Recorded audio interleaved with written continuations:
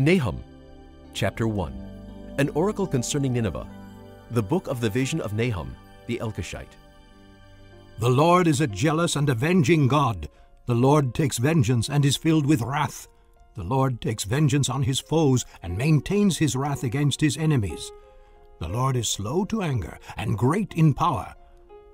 The Lord will not leave the guilty unpunished.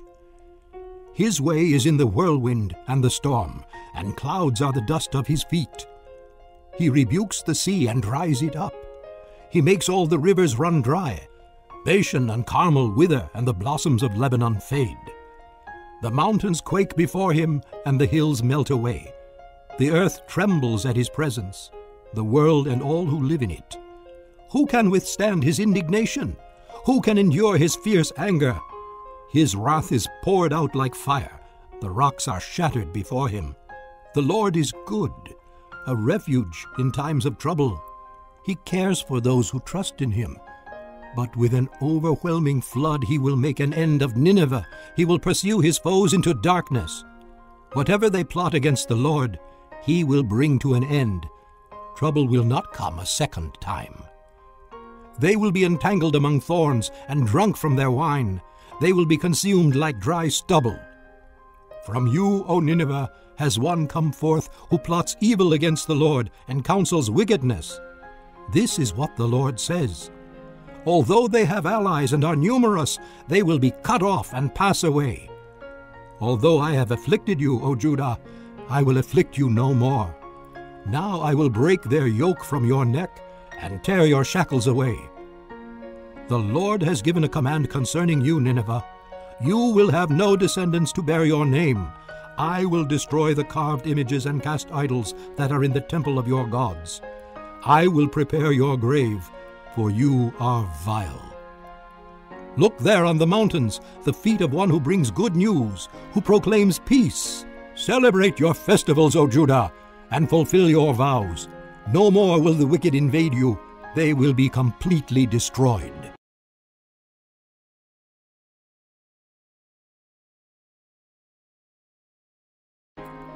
Chapter 2. An attacker advances against you, Nineveh. Guard the fortress, watch the road, brace yourselves, marshal all your strength. The Lord will restore the splendor of Jacob like the splendor of Israel, though destroyers have laid them waste and have ruined their vines. The shields of his soldiers are red. The warriors are clad in scarlet. The metal on the chariots flashes on the day they are made ready. The spears of pine are brandished. The chariots storm through the streets, rushing back and forth through the squares. They look like flaming torches. They dart about like lightning. He summons his picked troops, yet they stumble on their way. They dash to the city wall. The protective shield is put in place.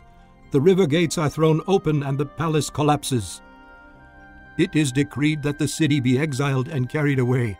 Its slave girls moan like doves and beat upon their breasts. Nineveh is like a pool, and its water is draining away. Stop! Stop! They cry. But no one turns back. Plunder the silver! Plunder the gold! The supply is endless, the wealth from all its treasures. She is pillaged, plundered, stripped. Hearts melt, knees give way, bodies tremble, every face grows pale. Where now is the lion's den? The place where they fed their young, where the lion and lioness went and the cubs, with nothing to fear. The lion killed enough for his cubs and strangled the prey for his mate, filling his lairs with the kill and his dens with the prey. I am against you, declares the Lord Almighty. I will burn up your chariots in smoke, and the sword will devour your young lions. I will leave you no prey on the earth. The voices of your messengers will no longer be heard.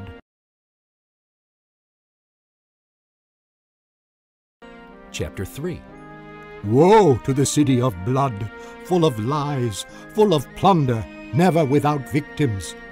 The crack of whips, the clatter of wheels, galloping horses and jolting chariots, charging cavalry, flashing swords and glittering spears, many casualties, piles of dead, bodies without number, people stumbling over the corpses.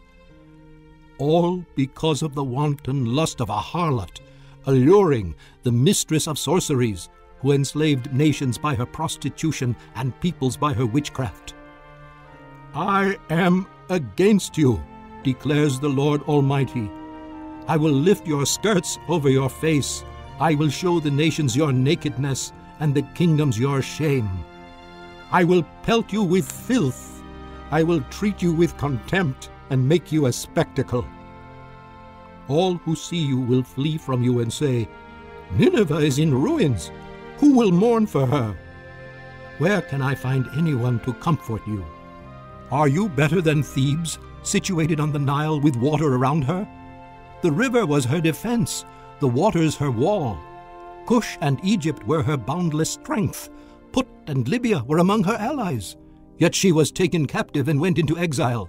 Her infants were dashed to pieces at the head of every street. Lots were cast for her nobles, and all her great men were put in chains. You too will become drunk. You will go into hiding and seek refuge from the enemy. All your fortresses are like fig trees with their first ripe fruit. When they are shaken, the figs fall into the mouth of the eater. Look at your troops. They are all women. The gates of your land are wide open to your enemies. Fire has consumed their bars. Draw water for the siege. Strengthen your defenses. Work the clay, tread the mortar, repair the brickwork. There the fire will devour you, the sword will cut you down, and like grasshoppers consume you.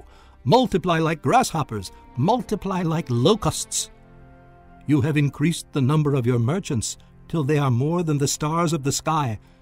But like locusts they strip the land and then fly away.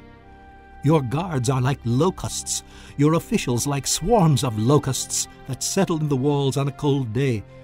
But when the sun appears, they fly away, and no one knows where. O king of Assyria, your shepherds slumber, your nobles lie down to rest. Your people are scattered on the mountains with no one to gather them. Nothing can heal your wound. Your injury is fatal. Everyone who hears the news about you claps his hands at your fall. For who has not felt your endless cruelty?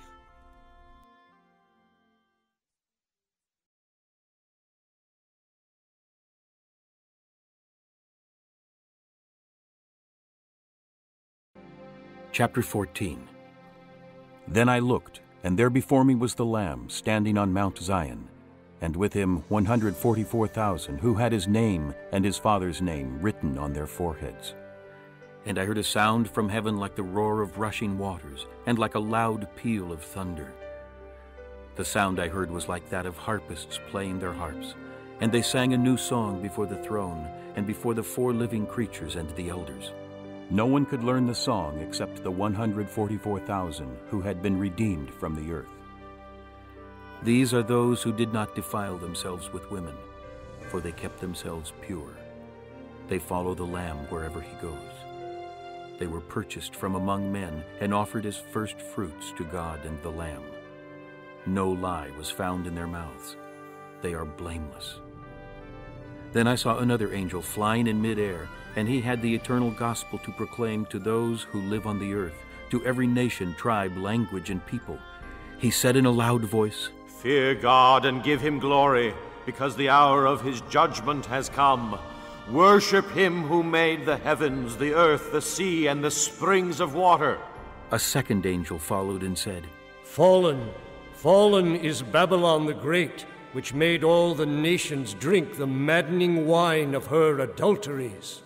A third angel followed them and said in a loud voice, If anyone worships the beast and his image, and receives his mark on the forehead or on the hand, he too will drink of the wine of God's fury, which has been poured full strength into the cup of his wrath.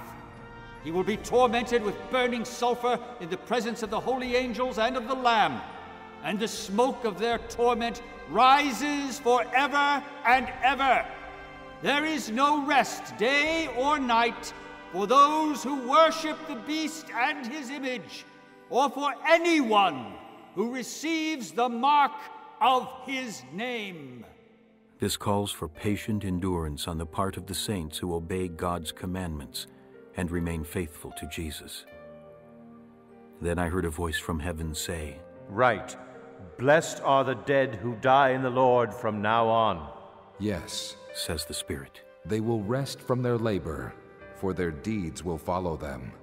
I looked, and there before me was a white cloud, and seated on the cloud was one like a son of man, with the crown of gold on his head and a sharp sickle in his hand. Then another angel came out of the temple and called in a loud voice to him who was sitting on the cloud, Take your sickle and reap, because the time to reap has come, for the harvest of the earth is ripe. So he who was seated on the cloud swung his sickle over the earth, and the earth was harvested.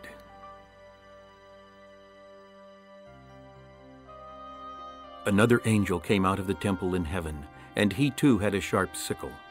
Still another angel, who had charge of the fire, came from the altar and called in a loud voice to him who had the sharp sickle, Take your sharp sickle and gather the clusters of grapes from the earth's vine, because its grapes are ripe. The angel swung his sickle on the earth, gathered its grapes, and threw them into the great winepress of God's wrath. They were trampled in the winepress outside the city, and blood flowed out of the press, rising as high as the horses' bridles for a distance of 1,600 stadia.